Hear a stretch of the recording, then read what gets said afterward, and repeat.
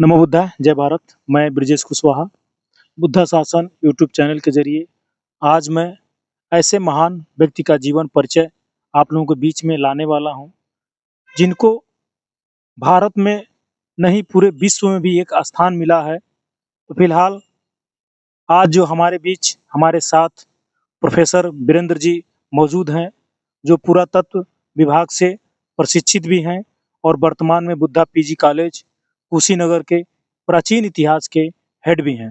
तो सर, हम आपसे जानना चाहेंगे बाबू जगदेव प्रसाद जी का जो जीवनी आज जो है पूरे विश्व में उनकी नाम की चर्चाएं हैं। आखिर बाबू जगदेव प्रसाद थे कौन और कहाँ के थे? और इतने आजकल राजनीतिक पार्टियां हैं या सामाजिक पार्टियां हैं या कोई भी जैसे छोटी मोटी योजनाएं होती है उसमें जगदेव बाबू का नाम आ ही जाता है। आखिर वो थे कौन सर? देखिए, बाबू जगदेव प्रसाद जी एक साधारण परिवार में जन्मे थे। उनके दादा हलवाहा का काम करते थे, जिनके पास 6-7 बीघा जमीन हुआ करती थी। किंतु उनके पिता प्रयाग नारायण जी पेशे से अध्यापक थे। अपने पिता के विद्यालय में ही उन्होंने प्रारंभिक शिक्षा प्राप्त की थी और बाद में चल कर के 1950 आते आते उन्होंने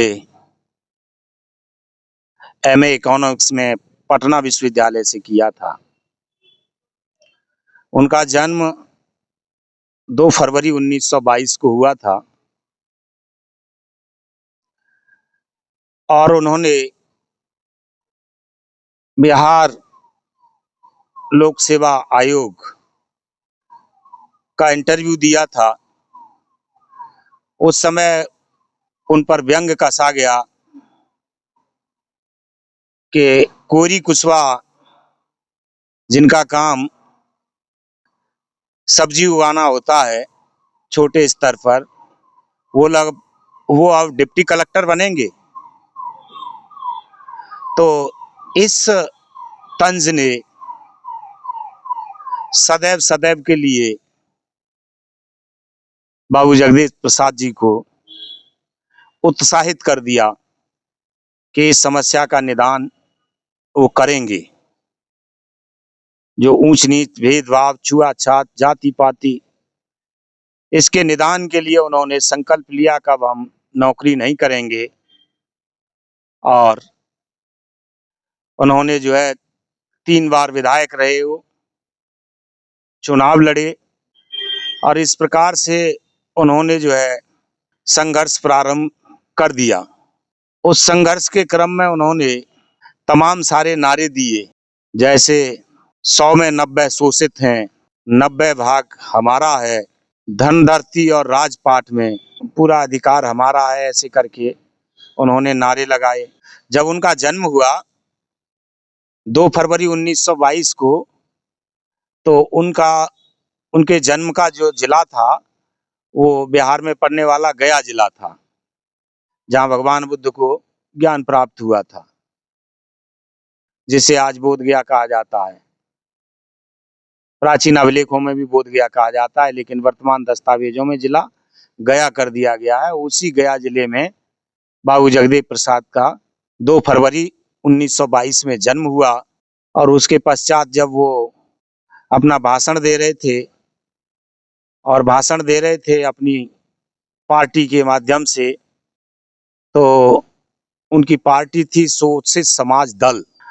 तो उन जैसा नेता आज भी नहीं है। इतने निर्भीक थे वो, इतने निडर थे, इतने ताकतवर थे कि उनकी अभिव्यक्ति को कोई रोक सकता था, न शर्मंदित कर सकता था। तो तय समय अनुसार वो उनका जब गृह जनपद हुआ करता था जहानाबाद 1974 में, तो जहानाबाद की किसी तहसील में, जो आज जिला बन गया है, उस समय जिला नहीं था, शायद उसका नाम उर्वल था, गांव का नाम कुर्था था। तो वहां जो है वो अपना संबोधन देने गए तो वहाँ वो 3-4 नारे दे पाए जो ओज और जोश के साथ में वो देते थे। 100 में 90 शोषित हैं, 90 भाग हमारा है, धन और धरती, ऐसे करके उन्होंने नारा दिया। दूसरा नारा उन्होंने दिया, जो जमीन को जोते बोए वही उसका मालिक होए। और अगला जैसे ही उन्होंने दिया, अब के सावन भादों में गोरी कलैया गादों में षड्यंत्रकारियों ने गोली चला दी और महानायक शोषित वंचित समाज के मुक्तिदाता शहादत को प्राप्त हुए।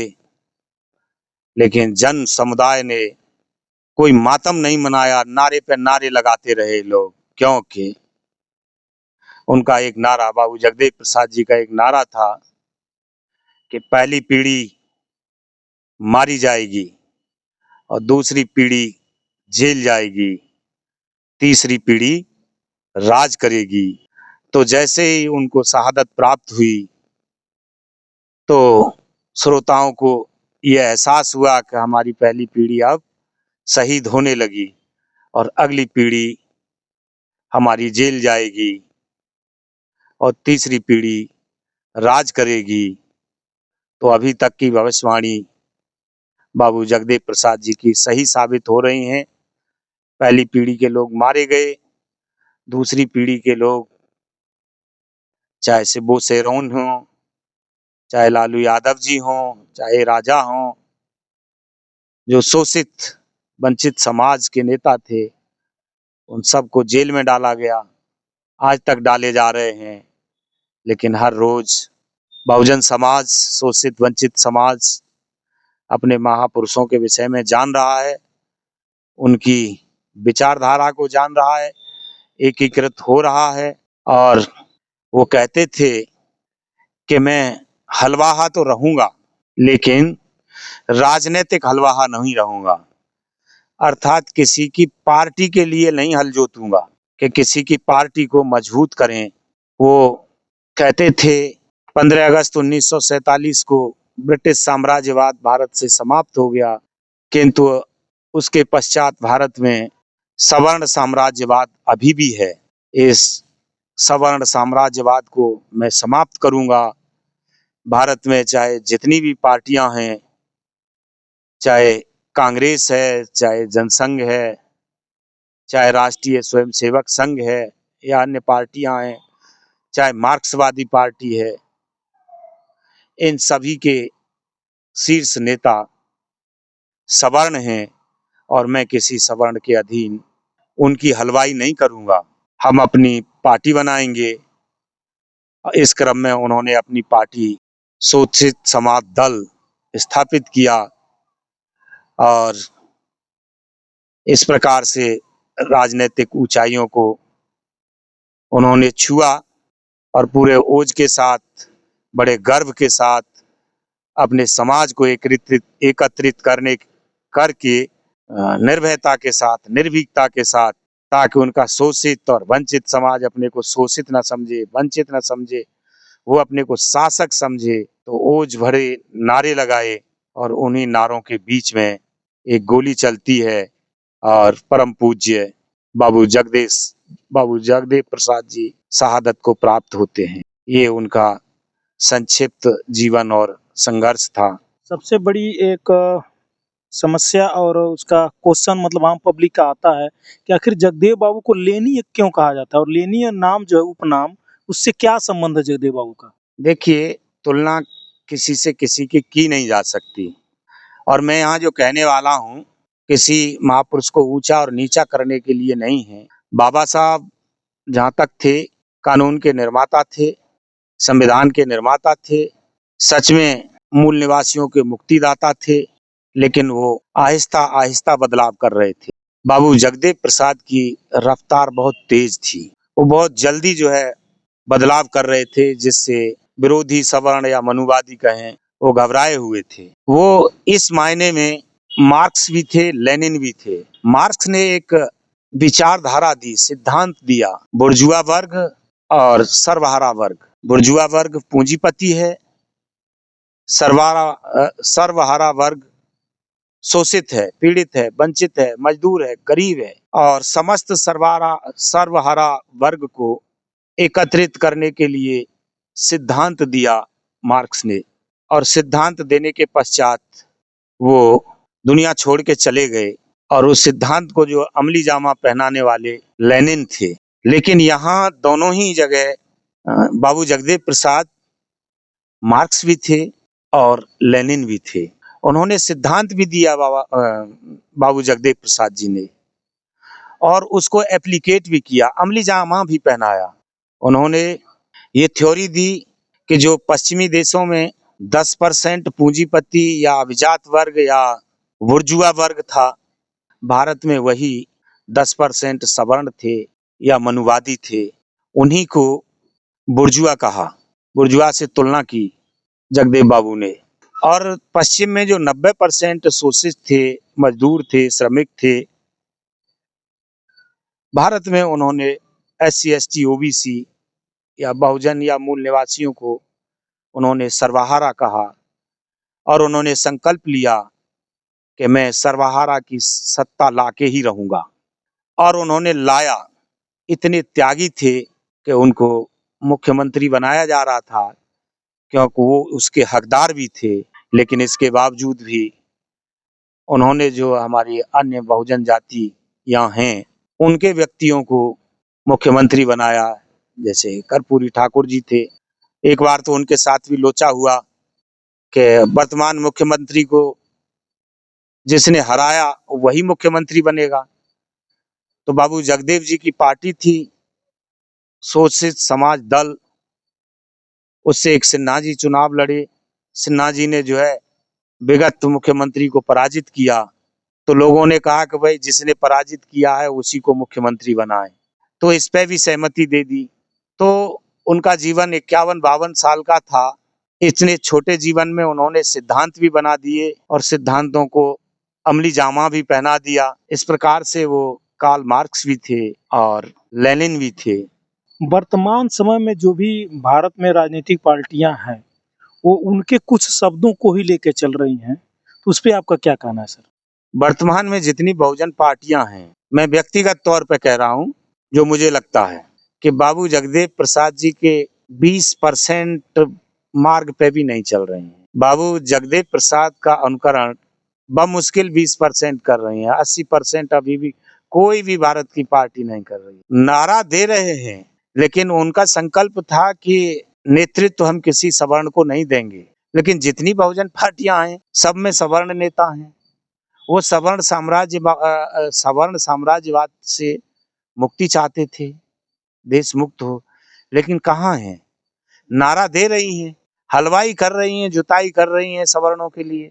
सवर्णों को ही लोकसभा भेज रही हैं, सवर्णों को ही राज्यसभा भेज रही हैं, सवर्णों को ही अपने विधायक बना रही हैं। तो कहाँ उनकी विचारधारा पे पूरी तरह नहीं चल रही है। नारे जितने हैं उन नारों को निश्चित रूप से लगा रही हैं। तो उन्होंने जब उनके पिता का निधन हुआ तो घर में जो परंपरागत रूप से कुछ अंधविश्वासी मूर्तियां थी, उन सबको उन्होंने निकाल के बाहर कर दिया था। उन्होंने जो तथाकथित हिंदू देवी देवता हैं या मूर्तियां हैं या धर्मशास्त्र हैं, उनको नकार दिया था, और ब्राह्मणों को और ब्राह्मण शास्त्रों को वो भारत की दरिद्रता का, भारत की गुलामी का, भारत की परतंत्रता का कारण मानते थे। ये एक श्रृंखला है, चाहे नानक हो, चाहे धन्ना हो, पीपा हो, कबीर हो, रविदास हो, पेरियार हो, फुले हो, अंबेडकर साहब हो। उसी श्रृंखला में बाबू जगदेव प्रसाद जी भी थे, रामस्वरूप वर्मा जी हैं। लेकिन आज कहाँ? आज मतदाता अपनी जाति का महापुरुष देख रहा है, नेता अपनी जाति के मतदाता देख रहे हैं। लेकिन बाबू जगदेव प्रसाद कहाँ ऐसे थे? उनको खुद मुख्यमंत्री बनना चाहिए था, लेकिन इसके बावजूद भी उन्होंने नाई समाज के OBC हैं, नाई समाज हजाम जो होते हैं, कर्पूरी ठाकुर जी को बनाया था। उनके भी जीवन में घटना घटी थी, कई मतलब कहा जाता है कुछ पत्रावली या कुछ नारे भी दिए गए थे जब मुख्यमंत्री बने थे। अब वो मुझे ध्यान नहीं है, उनको बड़ा अभद्र नारे बनाए थे इन लोगों ने, सवर्णों ने, कि तुम्हारा तो बाल बनाने का कर कर पूटी बाल बना ऐसे करके कुछ है। मुख्यमंत्री बनते हो, बताओ मुख्यमंत्री बन गया, तेरा काम तो बाल बनाने का है। तो काले झंडे दिखाए जाते थे और उनसे कह रहे तू तो नाहुए हजाम है, बाल बना। तो इस मायने में जो है बाबू जगदेव प्रसाद, कार्ल मार्क्स भी थे और लेनिन भी थे कि जो हाशिए के लोग थे उनको सत्ता तक पहुंचाया उन्होंने। जब हमारे देश में ही जब जगजीवन राम साहब को जब प्रधानमंत्री बनना था तो लोग नारे लगा रहे थे, अरे गिरारे की ईंट चौबारे पे नहीं रखी जा सकती। तो ये कहा, लेकिन बाबू जगदेव प्रसाद जी ने तो गिरारे की ईंट को चौबारे पर लगा दिया था। उन्होंने तो कई सारे, वो आज तक बीजेपी या सवर्ण मुख्यमंत्री बाबू जगदेव प्रसाद जी से पहले बिहार में सवर्ण मुख्यमंत्री बन चुके थे, लेकिन बाबू जगदेव प्रसाद जी के बाद में आज तक कोई भी जो है सवर्ण मुख्यमंत्री नहीं बना है। ऐसे थे बाबू जगदेव प्रसाद। तो उनकी, हाँ, निडर निर्भीक थे। उनकी तुलना आज की पार्टियों में मुझे नहीं लग रहा है किसी नेता से की जा सकती है। वो तो सब शहादत को प्राप्त हो गए, उनकी तुलना करने लायक नेता वो खुद भी शहादत को प्राप्त हुए। वर्तमान में जो है हैं उनके पद चिन्हों पर चलने वाले, लेकिन उनकी बराबरी करने वाले मुझे तो नहीं लगता है। धन्यवाद। अभी आपने प्रोफेसर साहब से सुना, इन्होंने बड़ी संक्षिप्त में उनके जीवनी और उनके कार्यशैली को आपके बीच में दिया। बाबू जगदेव प्रसाद का नाम ही काफ़ी है हम लोगों के लिए। अभी 5 तारीख को ही उनका शहादत दिवस मनाया जाएगा। मेरा अपील है कि आप लोग भी उनके बारे में जानें और उनके शहादत दिवस में सम्मिलित हों। और अभी जो हम जहाँ पे अभी सर का इंटरव्यू ले रहे हैं, चाइना बुद्ध विहार जो महापरिनिर्वाण स्थली है कुशीनगर में, वहाँ से 1 किलोमीटर पूरब साइड में जब आप आएंगे, रामाभार स्तूप पे आप आएंगे, जिसका प्राचीन नाम मुकुट बंधन चैत्य है, जो वर्तमान में बुद्धा घाट का भी नाम दिया गया है। हेड़ावती नदी है जहाँ पे भगवान बुद्ध पानी पिए थे, उसके सटे कुशीनगर का जो सबसे प्राचीन मंदिर है, उसके ठीक पश्चिम साइड में वो मंदिर है जो सबसे प्राचीन है, जहाँ पे चिनिया बाबा रहा करते थे। उसी मंदिर पे भी मनाया जाएगा। और थोड़े से यहाँ से दूरी 5 किलोमीटर के दूरी पे सपहा एक चौराहा है, वहाँ पर ग्रामीणों ने बहुत भव्य तरीके से मनाना शुरू किया है। यानी 2 जगह मुझे नॉलेज है कि बहुत भव्य तरीके से मनाया जाता है और जो है बहुत भव्य तरीके से मनाया जा रहा है। आप लोगों से मेरा रिक्वेस्ट है कि आप लोग भी जहाँ आपका नज़दीक हो उस स्थान पे ज़रूर जाइए। नमो बुद्धाय, जय भारत।